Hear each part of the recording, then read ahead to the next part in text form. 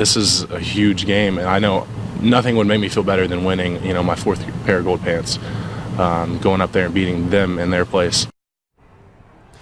Taylor Decker is the anchor to this Buckeye offensive line. He's a team captain, and he's trying to go out on top, playing in his final game against Michigan. But his journey to Ohio State actually starts back in the Miami Valley in his hometown of Vandalia. James Ryder now joins us in our studio to tell us why Taylor Decker's family has been such an important part to his journey.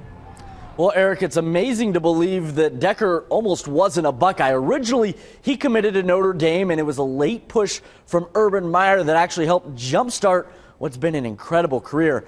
And as it starts to wind down and come to a close at Ohio State, I sat down with Decker's parents, and that's where we shine our local player spotlight, brought to you by Abbey Credit Union. It's Vandalia native Taylor Decker.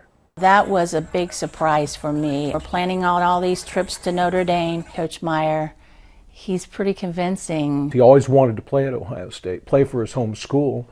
I want to play at the Shoe. Decker's parents have not only been able to see every home game, but they haven't missed a single game for 4 years. His father remembers Decker's first start on the offensive line against Buffalo, when his son was matched up with eventual top 5 pick in the NFL draft, Khalil Mack. At that point, Taylor could have called it in and been crushed by it, or use it as a jumping off point to better himself and to raise his game up. He certainly did, becoming the anchor to the Buckeyes line and helping pave the way to Ohio State's national championship last season. It's such a blessing to see all of his hard work and dedication come out and be rewarded with that, and know he can take that with him for the rest of his life. After accomplishing so much and showcasing his skill, Decker could have bypassed his senior year for the NFL draft. But one reason he returned was to share the senior day moment with his parents. Finally, in a stadium where I'm not on the sidelines, I'm on the field with my son. And we will no longer ever get to see him come out on that field again. It's a little, it was emotional for my husband and I.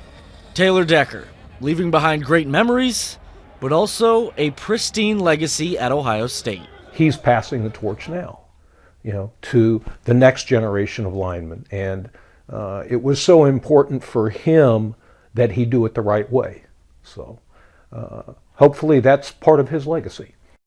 And that was one thing his parents talked about, is he's much more than a football player. And Eric, whether he's working at the zoo or talking to the media, you can just tell how smart he is. But, oh, by the way, he still is one heck of a football player, Eric.